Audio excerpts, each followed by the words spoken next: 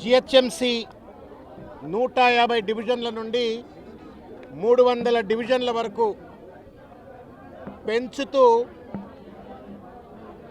తప్పుడు నిర్ణయం తీసుకున్నదే కాకుండా దానిపైన తూతూ మంత్రంగా ఒకరోజు ఈరోజు జిహెచ్ఎంసి వాళ్ళు మీ అబ్జెక్షన్స్ను మేము తీసుకుంటాము, దాని ధర్మిలా మళ్ళా మేము కొత్త గజెట్ ఇస్తామని చెప్పని ఇవాళ మసిబూసి మారేడుకాయలు చేసినట్టుగా ఇవాళ ఒక మోసపూరితమైనటువంటి ఒక ప్రక్రియ ఈరోజు జిహెచ్ఎంసీలో చేపట్టడమైంది. వాస్తవానికి 9/12/2025 సంవత్సరం నాడు ఇచ్చినటువంటి ఒక గజెట్ ఏదైతే ఉందో అది అత్యంత దుర్మార్గమైనటువంటి రాజ్యాంగ నిబద్ధత లేనటువంటి జిహెచ్ఎంసీ యాక్ట్ 1996ను తుంగలో తొక్కుతూ వాళ్ళు సెంటర్ ఫర్ గుడ్ గవర్నెన్స్లో కూర్చొని దొంగలు కలిసి దేశాలు పంచుకున్నట్టుగా వాళ్ళు ఇష్టం వచ్చినట్లు మొత్తం గ్రేటర్ హైదరాబాద్ చుట్టూ ఉన్నటువంటి ఒక 20 మున్సిపాలిటీసు తర్వాత 7 కార్పొరేషన్లను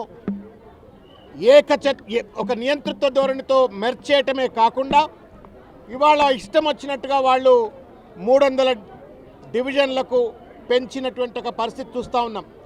దీనికి ఏమాత్రం కూడా 74th కాన్స్టిట్యూషనల్ అమెండ్మెంట్ ఏదైతే ఉందో దాని నిబద్ధత లేదు, 1996 జిహెచ్ఎంసీ యాక్ట్కి సంబంధించిన నిబద్ధత లేదు, కేవలం అనుమూల రాజ్యాంగ నిబద్ధతతో మాత్రమే ఇది చేసినట్టుగా కనబడతా ఉంది. కానీ అంబేద్కర్ రాజ్యాంగ నిబద్ధతతో చేసినట్టుగా కనబడతలేదు.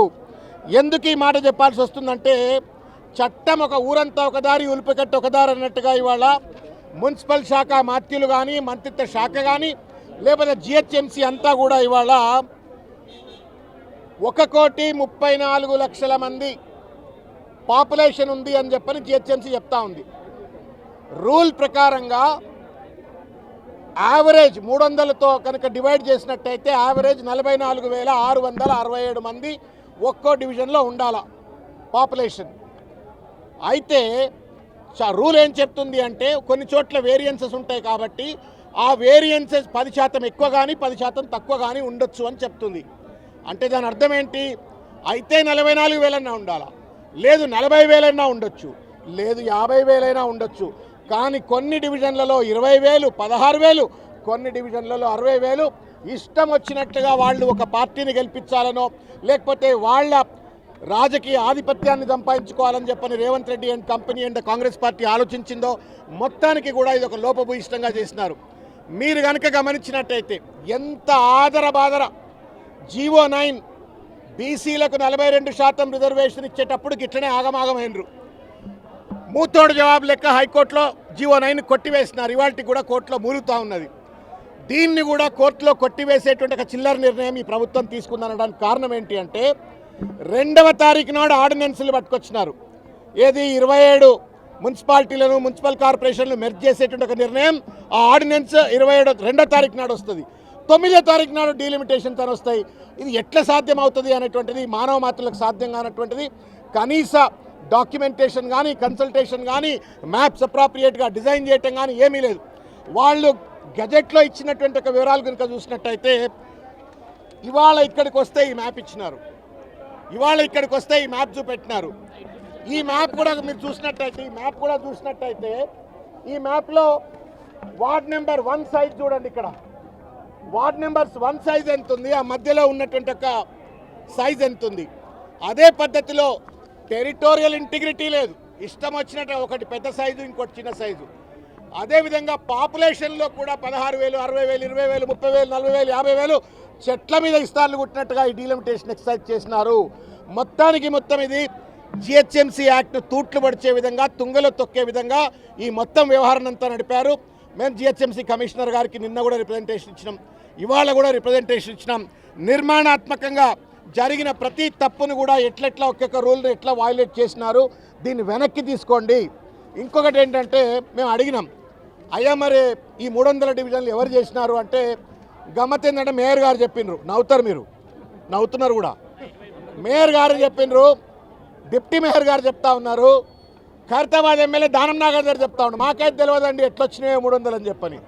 అంటే ఫస్ట్ సిటిజన్ ఆఫ్ హైదరాబాద్కి ఆమెకే తెలియదు, మరి కమిషనర్ గారికి కూడా తెలుసా తెలియదా తెలియనటువంటి ఒక పరిస్థితి.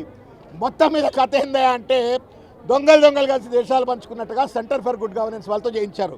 నేను అడుగుతా ఉన్నా రేవంత్ రెడ్డి గారిని, మున్సిపల్ శాఖ మంత్రి కాబట్టి, what is the constitutional sanctity of centre for good governance? అది ఒక రిటైర్డ్ ఆఫీసర్ల అడ్డా, అది ఒక అడ్వైజరీ బాడీ, అది కేవలం జీవో ద్వారా మాత్రమే ఫంక్షన్ అవుతున్నటువంటి ఒక సంస్థ. ఇది దాని ద్వారా ఒక రాజ్యాంగ ప్రక్రియ ఎట్లా చేపడతారు మీరు?